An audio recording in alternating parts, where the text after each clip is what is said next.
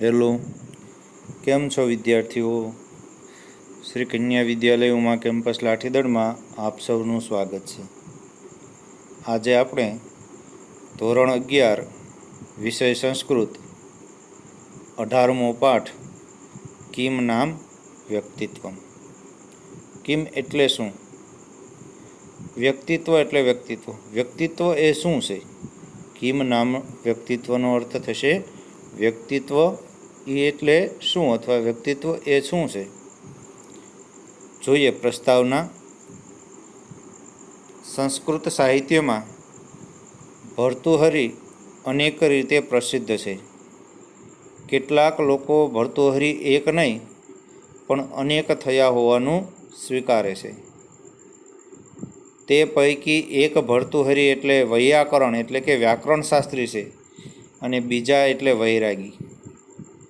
એમાં વૈયાકરણ ભર્તૃહરિની પ્રસિદ્ધિ વાક્યપદીય નામના ગ્રંથને કારણે અને વૈરાગી ભર્તૃહરિની પ્રસિદ્ધિ 3 શતકો નીતિ શતક, વૈરાગ્ય શતક અને શૃંગાર શતકના કારણે પ્રસિદ્ધ છે. ગમે તે હોય પણ એ તો નક્કી છે કે વૈયાકરણ ભર્તૃહરિ કરતાં આ શતકત્રયીના જે રચિતા ભર્તૃહરિ છે તેઓ વધારે લોકભોગ્ય રહ્યા છે. પ્રસ્તુત પાઠનો આધાર નીતિ શતકનો એક શ્લોક છે. આ શ્લોકમાં ભર્તૃહરિએ જે વિચાર રજૂ કર્યો છે તેના આધારે માનવીય વ્યક્તિત્વનું એક સુંદર રેખાચિત્ર દોરવાનો અહીં ઉપક્રમ છે. પ્રત્યેક માણસના જીવનમાં ક્યારેક ને ક્યારેક 6 અવસર આવતા જ હોય છે. અવસર એટલે પ્રસંગ આવતા જ હોય છે. જો કે વ્યક્તિની પોતાની પદ અને પ્રતિષ્ઠાના સંદર્ભે આ 6 પ્રસંગોનો વ્યાપ લાંબો કે ટૂંકો હોઈ શકે છે, પણ એ આવતા તો હોય જ છે, એ નક્કી છે. આ 6 અવસર છે એક વિપત તથા અભ્યુદય, સદસ અને યુદ્ધ. વિપત એટલે વિપત્તિ, અભ્યુદય એટલે માણસની ઉન્નતિ, સદસ એટલે સભા અને યુદ્ધ એટલે યુદ્ધ યુદ્ધમાં સ્થિતિ અને યશ કે શ્રુતિનો વિચાર. યશ એટલે યશ મેળવવા અને શ્રુતિ એટલે વિદ્યા મેળવી.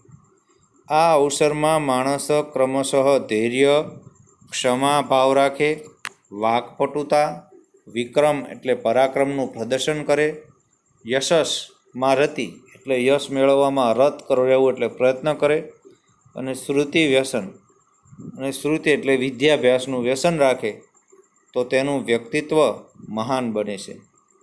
અને જેનું વ્યક્તિત્વ મહાન છે તે મહાત્મા છે.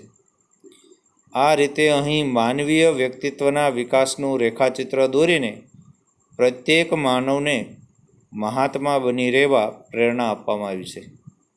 આ પાઠની અંદર પદ્યનો છંદ છે એ દ્રુત વિલંબિત છંદ છે.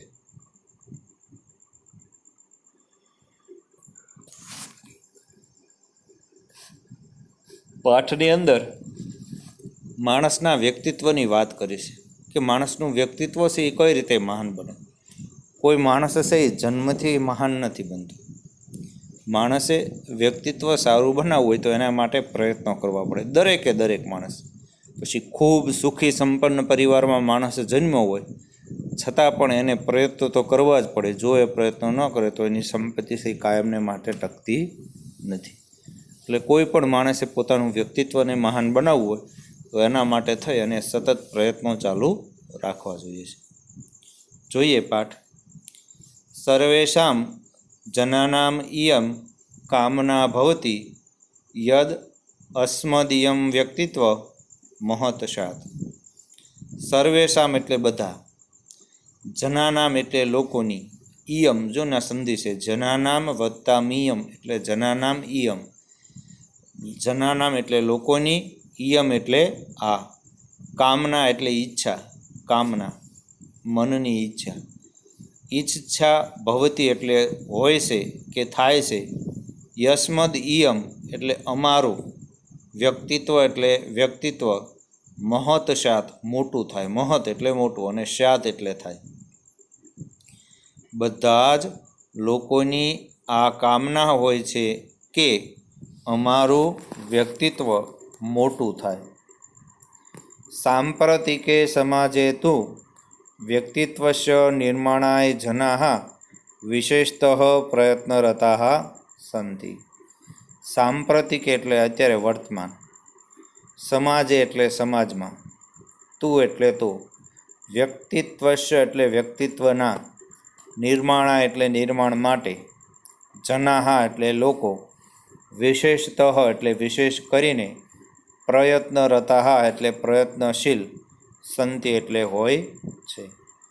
વર્તમાન સમયમાં સમાજમાં તો વ્યક્તિત્વના નિર્માણ માટે લોકો વિશેષ રૂપે પ્રયત્નરત હોય છે અથવા પ્રયત્નશીલ હોય છે. વર્તમાન સમાજમાં તો વ્યક્તિત્વના નિર્માણ માટે લોકો વિશેષ રીતે પ્રયત્નશીલ હોય છે. વિવિધેન ઉપાયેન વિવિધયા ચ ક્રિયાયા તે સ્વકીયં વ્યક્તિત્વં વિકાસિતુમ પ્રયતન્તે. વિવિધેન ઉપાયેન, વિવિધ એટલે વિવિધ, ઉપાય એટલે ઉપાયથી, વિવિધયા ચ ક્રિયાયા, ચ એટલે અને વિવિધ પ્રકારની ક્રિયાથી, તેઓ એટલે તેઓ, સ્વકીયમ એટલે પોતાનું, વ્યક્તિત્વમ એટલે વ્યક્તિત્વને, વિકાસયિતુમ એટલે વિકાસ કરવા માટે, પ્રયતંતે એટલે પ્રયત્નશીલ હોય છે. વિવિધ ઉપાયથી અને વિવિધ ક્રિયાથી તે પોતાના વ્યક્તિત્વનો વિકાસ કરવા માટે પ્રયત્નશીલ હોય છે. પરંતત્ર કિમ ઇદમ વ્યક્તિત્વ ઇત્યેકઃ મહાન પ્રશ્નઃ. પરંતુ અહીં, કિમ ઇદમ વ્યક્તિત્વમ આ વ્યક્તિત્વ શું છે? વ્યક્તિત્વમ એટલે વ્યક્તિત્વ, કિમ ઇદમ એટલે શું છે? ઇત્યેકઃ ઇતિ એક, એવો એક, મહાન પ્રશ્ન મોટો પ્રશ્ન છે. પરંતુ આ વ્યક્તિત્વ શું છે એવો એક મોટો પ્રશ્ન છે. અસ્ય પ્રશ્નસ્ય સર્વસંમતમ ઉત્તરમ ન સંભાવ્યતે. અસ્ય એટલે આ, પ્રશ્નસ્ય એટલે પ્રશ્નનો, સર્વસંમત એટલે સર્વસંમત, બધાએ એને સંમતિ આપી શકે તેવું, બધા જ લોકો એમ કે આને જ વ્યક્તિત્વ કહેવાય એવો એટલે સર્વસંમત. ગુજરાતી આપણે સર્વસંમતનું સર્વસંમત લઈશું. સર્વસંમત એવો ઉત્તરમ ન સંભાવ્યતે, ઉત્તર પ્રાપ્ત થતો નથી. આ પ્રશ્નનો સર્વસંમત ઉત્તર પ્રાપ્ત થતો નથી. વસ્તુતઃ માનવીયસ્ય વ્યક્તિત્વસ્ય સ્વરૂપમ વિભિન્ન અસ્તિ. વસ્તુતઃ એટલે ખરેખર, માનવીયસ્ય એટલે માનવીના, વ્યક્તિત્વસ્ય એટલે વ્યક્તિત્વનું, સ્વરૂપમ એટલે સ્વરૂપ, વિભિન્નમ અસ્તિ જુદું જુદું હોય છે. તથાપિ તાવત પર્યંતમ વ્યક્તિત્વસ્ય સ્વરૂપેવ નાવગચ્છામ તાવત પર્યંત કથમ નામ વ્યક્તિત્વસ્ય નિર્માણાય પ્રયત્ન સંભવતી. તથાપિ એટલે છતાં પણ, યાવત પર્યંત જ્યાં સુધી, યાવત એટલે યાવત પર્યંત આખાનો અર્થ થશે જ્યાં સુધી, છતાં પણ જ્યાં સુધી, વ્યક્તિત્વસ્ય એટલે વ્યક્તિત્વનું, સ્વરૂપમ એવ એટલે સ્વરૂપનેવ, નાવ અગચ્છામ જાણતા ન હોઈએ, તાવત પર્યંત ત્યાં સુધી, કથમ નામ વ્યક્તિત્વમ આ વ્યક્તિત્વ એટલે શું, કથમ નામ વ્યક્તિત્વ છે, વ્યક્તિત્વ એટલે શું, અને તેના નિર્માણ માટેનો પ્રયત્ન સંભવતો નથી.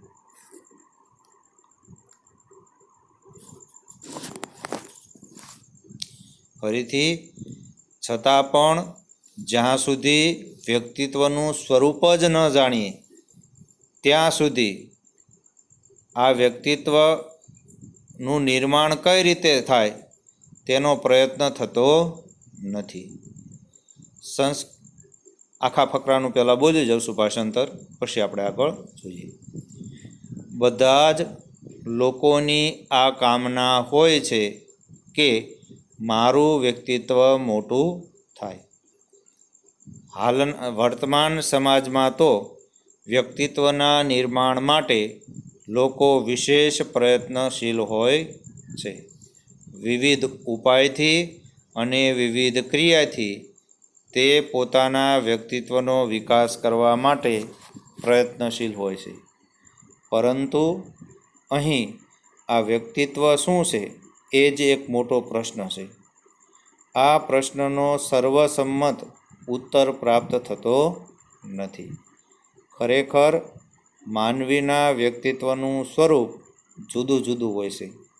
છતાં પણ જ્યાં સુધી વ્યક્તિત્વનું સ્વરૂપ જ આપણે ન જાણીએ ત્યાં સુધી આ વ્યક્તિત્વનું નિર્માણનો પ્રયત્ન કઈ રીતે સંભવી શકે?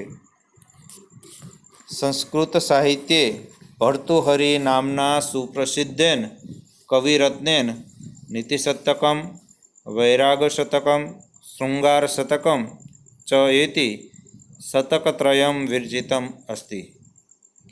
સંસ્કૃત સાહિત્ય એટલે સંસ્કૃત સાહિત્યમાં ભર્તૃહરિ નામના એટલે ભર્તૃહરિ નામના, સુપ્રસિદ્ધ એટલે સુપ્રસિદ્ધ, કવિરત્ન એટલે કવિશ્રીએ, નીતિશતક એટલે નીતિશતક, વૈરાગ્ય શતક એટલે વૈરાગ્ય શતક અને શૃંગાર શતક એટલે શૃંગાર, એવા 3 શતક ત્રયની રચના કરી છે. સંસ્કૃત સાહિત્યમાં ભર્તૃહરિ નામના સુપ્રસિદ્ધ કવિશ્રીએ નીતિશતક, વૈરાગ્ય શતક અને શૃંગાર શતક એવા 3 શતક ત્રયની રચના કરી છે.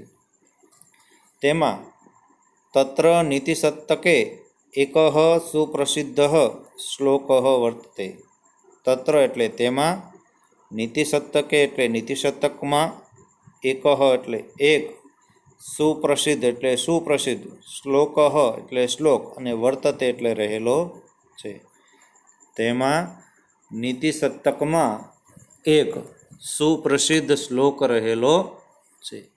તદ્યથા જેમ કે વિપદી ધૈર્ય અભ્યુદયે ક્ષમા સદશી વાક્પટુતા યુધિ વિક્રમઃ યશસી ચ અભિરુચિ વ્યસનમ શ્રુતો પ્રકૃતિ સિદ્ધમ ઇદમ હિ મહાત્મનામ. વિપત્તિ ધૈર્યમ, વિપત્તિ એટલે આપત્તિ, વિપત્તિમાં ધૈર્ય ધારણ કરવું જોઈએ. ધૈર્યમ એટલે ધૈર્ય ધારણ. અભ્યુદયે ક્ષમા, અભ્યુદય એટલે માણસની ઉન્નતિ થતી હોય, જ્યારે માણસ ઉન્નતિની ટોચ ઉપર હોય ત્યારે માણસે ક્ષમા આપવી જોઈએ. સદશી વાકપટુતા, સદશી એટલે સભા, સદશી એટલે સભા, સભામાં વાણીનું ચાતુર્ય. વાકપટુતા, વાક એટલે વાણી અને પટુતા એટલે ચાતુર્ય. સભામાં વાણીનું ચાતુર્ય. યુદ્ધિ વિક્રમ, યુદ્ધમાં વિક્રમ, પરાક્રમ. યશસી ચ અભિરુચિ, યશ મેળવવાની અભિરુચિ. અને વ્યસનમ શ્રુતો, શ્રુત એટલે વિદ્યા થાય, વિદ્યા મેળવવાનું વ્યસન. મહાત્મનામ પ્રકૃતિ સિદ્ધમ ઇદમ હિ, મહાપુરુષોમાં આ પ્રકૃતિ સિદ્ધ હોય છે અથવા સ્વભાવ સિદ્ધ હોય છે, સ્વભાવથી જ મળેલી બાબત છે. આ 6 બાબતો માણસ જો મેળવવા પ્રયત્ન કરે તો માણસનું વ્યક્તિત્વ મોટું થાય. ફરીથી, વિપત્તિમાં ધૈર્ય, અભ્યુદય અર્થાત ઉન્નતિમાં ક્ષમા, સભામાં વાણીનું ચાતુર્ય, યુદ્ધમાં પરાક્રમ, યશ મેળવવાની અભિરુચિ અને વિદ્યા પ્રાપ્તિનું વ્યસન. શ્રુતો એટલે વિદ્યા પ્રાપ્તિ અને વ્યસનમ એટલે વ્યસન. મહાપુરુષોમાં આ પ્રકૃતિ સિદ્ધ હોય છે. ફરીથી બોલું છું એકવાર બીજા ફકરાથી.